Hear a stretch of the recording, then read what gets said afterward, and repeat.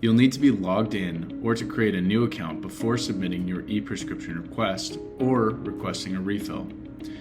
In order to access this option, you can either start from the MedBox website or, if you're already in the patient portal, click Select a Service. On the next page, click Fill Your Prescription/Request a Refill option.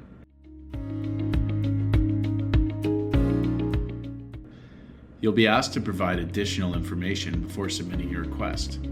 You can type any information that will be helpful for the pharmacist to review, and then use the icons below the text box to upload a file.